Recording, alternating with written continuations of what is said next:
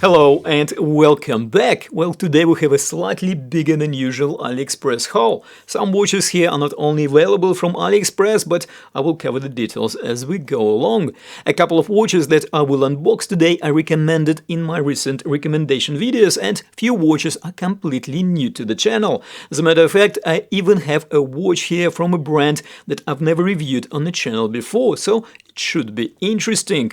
A bit of a spoiler alert, I actually had some level of expectations from most watches that I will unbox today, and let's say I was not disappointed, which is good. However, two watches did surprise me. Okay, one kind of I expected to be good, but definitely not that good, and I will show that watch last. And another one I thought will be kind of matching the price point, your average AliExpress diver. However, it was definitely better than I expected. And of course, if you want to explore any of these timepieces further, it's hard to think of any better time than this Black Friday and Cyber Monday sales to get best deals on these watches. Well, I'll leave all the links in the description, which will be affiliate links, and as you might already know, they do help to keep this channel running, so thank you very much in advance for using those links.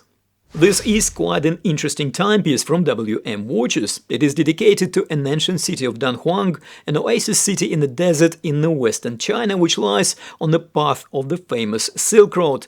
There are some incredible artworks that can be found in that city, and WM Watches produced this collection of timepieces inspired by those unique artworks. And I must say that the result is actually quite intriguing. This watch is offered in quite a few different colorways and bracelet variations. The one I have here has a full stainless steel construction case and bracelet. It is powered by Miyota 8215 automatic mechanical movement, and we even have an exhibition case back. It looks like this particular watch is PVD coated. I'll be honest, it's not my favorite choice of finishing, although I know that there are a lot of fans of this style. However, one positive side effect of this dark coating is that this considerably prominent timepiece with nearly 43mm case diameter wears more like a 40mm watch. And here it is on my about 7-inch wrist. I'll do more in-depth testing, including lume, and I'll share a full review of this watch in the coming days. This is another interesting timepiece from WM Watches. So to start with, we have here all the premium materials, full stainless steel construction, sapphire crystal, and an automatic mechanical movement. Now, the movement in this Moonphase watch is actually very interesting. Based on WM Watches product description, it is a modified Hangzhou 7200A caliber. It beats at 28,800 vibrations per hour, similar to more premium movements that we find in Swiss and more expensive Japanese watches, and it has a more than 72 hours of power reserve, which is quite significant.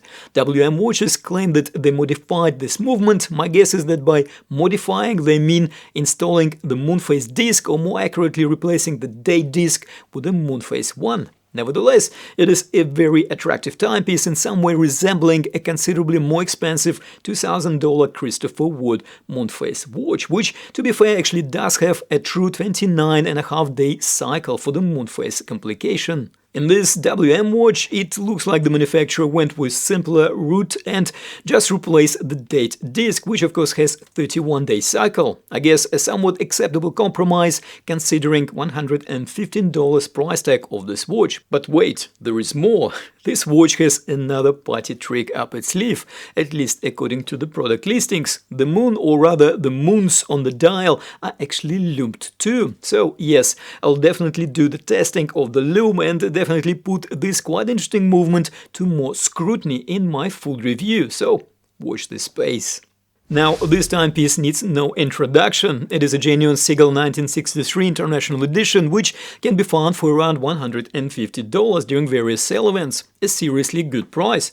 This particular watch actually came from SeaGull's online store. Apart from a very strong presence on AliExpress, SeaGull now has a very well-developed website for international shoppers, and they even provided a discount code, which I will put in the description of this video together with a link to their website. So, just in case you are not familiar, this is a reissue of an iconic SeaGull chronograph. It features in-house movement, which is arguably not only the most affordable mechanical chronograph caliber, but also one of the most attractive movements for the price, which is why I guess we have here an exhibition caseback. And of course, the highlight of this particular model is that SeaGull priced it nearly 5 times cheaper than their own early reissue model of the same 1963 watch with exactly the same movement. And if you ask my opinion, well, I think this model actually looks more true to that 1963 original timepiece. I will be posting a full review of this watch shortly because there are definitely more to it than catches the eye, so make sure you don't miss it. Now, this is the diver that I referred to at the start of this video, the diver that surprised me. Okay, I reviewed a few WM watches so far, and there is always kind of a theme. All is good, but, well, in this case, there is no buts. For starters, we have all the premium materials, full stainless steel construction, sapphire crystal and SeaQ NH35 movement in the back. Then we have 200 meters of declared water resistance, and this time it looks much more plausible to me because, surprise, surprise, we get here a screw-down crown, something I've been missing on other divers from this brand, at least on the watches that I reviewed. We also get here decent assigned clasp with milled-in mechanism and plenty of macro adjustments, and to top it all up, a surprisingly good bezel action. Reading the reviews on their product listings, I also saw a good feedback on the lume of this watch. I will be of course doing lume testing of my own in the full review, so stay tuned. Now, this is a new brand on the channel. I took interest in this brand after I saw a few reviews online of their 3-hand watch, which looks like a very interesting spin on a classic design. However, wanting to spice things up a bit, I went for their GMT model from their Nighthawk GMT collection, which looks really unusual and is offered in a bunch of different colorways.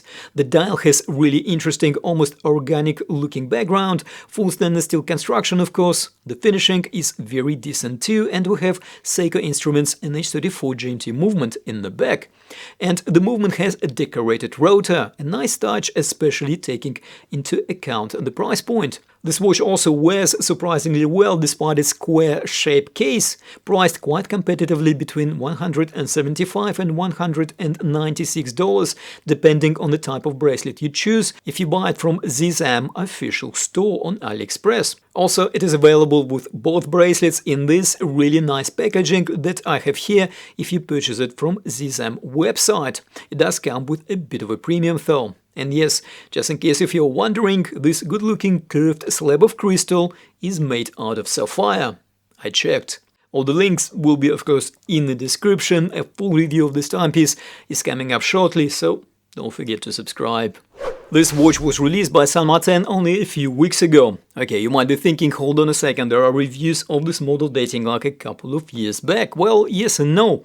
If you watched one of my recent recommendation videos, you might recognize this as a budget reissue of Saint Martin's really popular and really expensive, that is about $550 expensive Homage to Grand SeaQ Professional Diver. Now, this budget diver, in my humble opinion, is actually better than that $500 watch in pretty much every way. Okay, apart from one, the movement. However, the crown operation of this SeaQ NH35 caliber that replaces the PT5000 or Sellita SW200 options in a non-budget model actually feels silky smooth, and I hardly can see it as a compromise. And as I just mentioned, in all other areas, this watch is either as good or received an upgrade. So we have a more refined and better looking, in my opinion, bracelet with additional chamfers on the sides and on the middle parts of the links. We also get an upgraded clasp here with on-the-fly adjustment, which fits so well here, because with such a prominent timepiece, I can never make up my mind if I want to wear this watch tight or a bit looser, below the bone, so to speak. Well, now I can adjust it anytime within seconds. And it looks like Saint Martin even addressed the bezel action, which reportedly was a bit too light, because on this watch it is excellent. All that, of course, is really good. However, the star of the show here is the head of this watch, which is sculpted and finished seriously well. I think at the point of making this video, this watch is available from only one AliExpress store, so I'll make sure to post a link to that store in the description. And of course, a full and comprehensive review of this diver is coming up really soon. So here you have it. If you want to see more reviews of great value watches, click on the link on the screen somewhere around here or possibly over here. Give this video a like if you found it useful. Don't forget to subscribe. Thank you for watching, take care, and I'll see you in the next video.